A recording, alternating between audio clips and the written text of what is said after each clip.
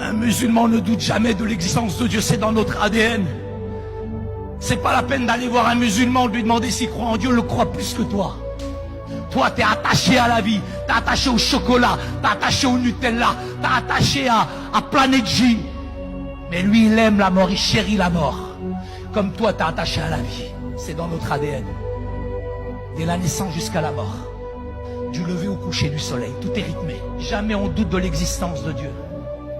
Mais quand on voit la force, la détermination chez les chrétiens, quand on vous voit adorer comme vous adorez, quand on vous voit prier comme vous priez, quand on vous voit vivre comme vous vivez, vous me déstabilisez, vous m'énervez. J'avais nourri tellement de choses sur les chrétiens. C'est difficile, j'avais peur de rentrer dans l'église. Donc j'arrive dans l'église, je me mets entre deux mamies. Et j'ai beaucoup aimé parce que les mamies à la fin, elles m'ont donné une Bible. Et je me suis dit, mais c'est super qu'elles me donnent une Bible. Pourquoi? Parce que je vais la lire de la Genèse à l'Apocalypse. Et je l'ai lu de la Genèse à l'Apocalypse. Une semaine.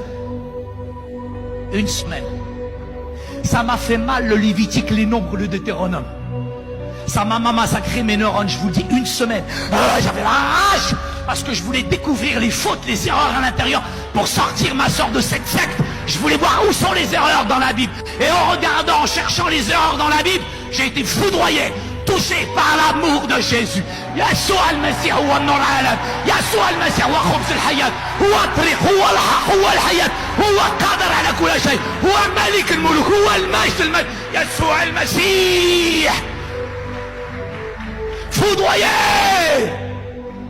foudroyé par l'amour de Jésus.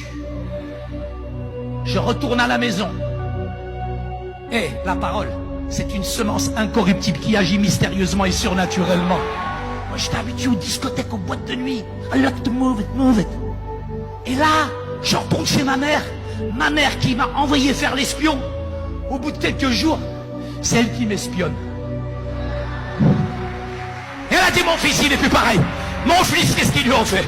Qu'est-ce qui s'est passé avec mon fils? Oh, oui.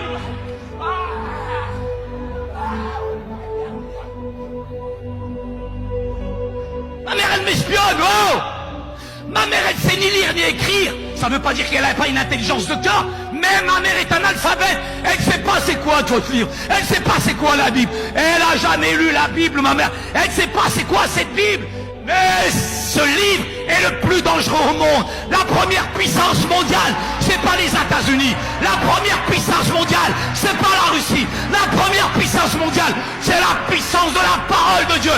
Elle est toujours d'actualité. Elle libère, elle change, elle guérit, elle transforme encore aujourd'hui. Il est le même hier, aujourd'hui, éternellement. Il est la puissance de vie. Il est l'étoile du matin. Il est le roi des rois, le seigneur des seigneurs. Il est celui capable de changer ton cœur, ta destinée. Il est la vie et il te donne la vie.